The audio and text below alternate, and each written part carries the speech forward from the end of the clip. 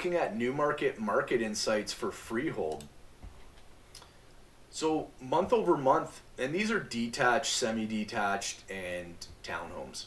So month over month from January to February, we're actually down 4.2% on price, and we've seen the transaction volume increase 100%.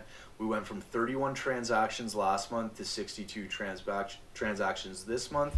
That's a great sign, showing that the freehold market is starting to see people come back out there and start to make some purchases.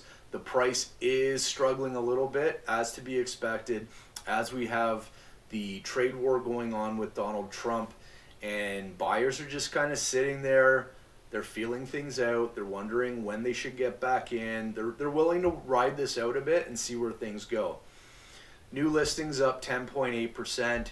Days on market actually increased from 12 days to 15 days, but that was a pretty low starting point for days on market to begin with. And then termination volume went up 80%. We saw 25 homes terminate and likely reprice, relist, or just relist, and that increased to 45. Now, if we look year over year, we are down 8.4%, but the one thing we noticed last year, we started to pick up in the market come September, October, November. We started to see the market shift. All of a sudden, Donald Trump got elected. People went to the sidelines. They want to see how things are going to play out potentially first.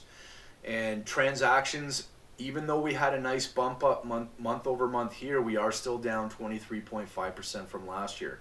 New listings volume was up 0.7%, so not a staggering amount, which is good to try and help balance the active listings that are on the market.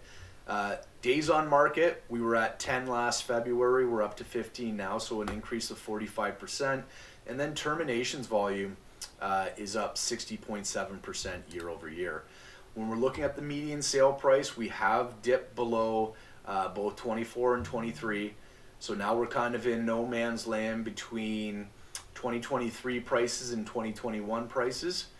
I suspect we're probably going to come and maybe bounce off these lines as the year goes, as we have our ebbs and flows depending on which month gets the most activity and what type of properties in the freehold category you're selling. So this year we're looking at 1,150,000 compared to 1,255,000 last year. Sales volume, we can see we're off to a sluggish start. We're just as bad as what was happening in 2023. We did see a stronger start to 2024, and we can see that there was some leveling off in the year, but then it picked up near the end here for the last 2 months.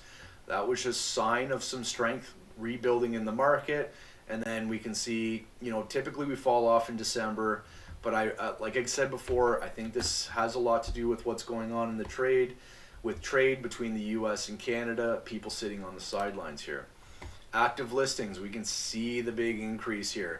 161 active listings as compared to 114 last year.